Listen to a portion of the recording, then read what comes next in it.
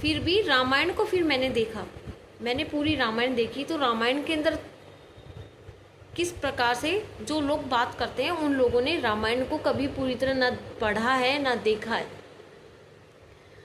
जो रामानंद सागर ने रामायण लिखी, रामानंद सागर ने जो रामायण बनाई है उसके अंदर क्या कहा गया कि सीता माता, राम जी जब सीता माता के पास में आते हैं, उन्हें परिस्थिति बताते हैं कहानी के रूप में, तब सीता माता कहती है कि उस अवस्था में उस स्त्री को त्याग देना चाहिए।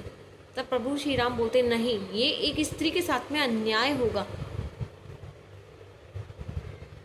उस स्त्री ने जिसने अपने पति का संपूर्ण साथ निभाया है, ये अन्याय होगा उस स्त्री के साथ में। तब सीता माता कहती है कि एक राजा के लिए सबसे पहले राजधर्म होता है उसकी प्रजा होती है। प्रजा के मन में किसी भी तरह की शंका भावना नहीं होनी चाहिए,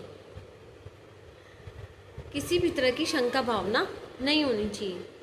ये खुद सीता माता उन्हें, जैसे भगवान कृष्ण ने हमें भगवत गीता ज्ञान दिया है, कृष्ण का रोल निभाते हुए सीता माता खुद उनसे कह रही है।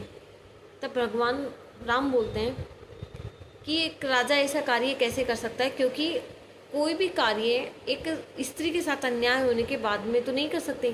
तब सीता माता कहती है, जब स्त्री ही खुद ऐसे राज्य को त्याग रही है जिसमें उस पर उंगली उठाई जा रही है, तो फिर राजा कहाँ त्याग कर रहा है? त्याग तो वो स्त्री कर रही है उस प्रजा का। ऐसी प्रजा का त्याग तो वह स्त्री कर रही है, और वह अपनी शक्ति दिखाना चाहती है कि मैं खुद अपना पालन कर सकती हूँ। अस्तित्व की शक्ति दिखा रही है वह। तो उस राजा पे किस प्रकार से यह आरोप लगेगा?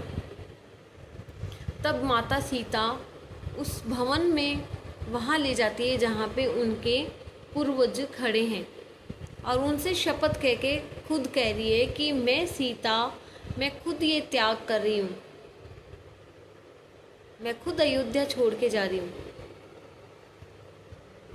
वे वहाँ पे कृष्ण का रोल निभा रही है, और प्रभु श्री राम उनसे कहते नहीं सीता, हम चलते हैं, हम वनवास में रहेंगे, मुझे नहीं चाहिए ऐसा राजपद।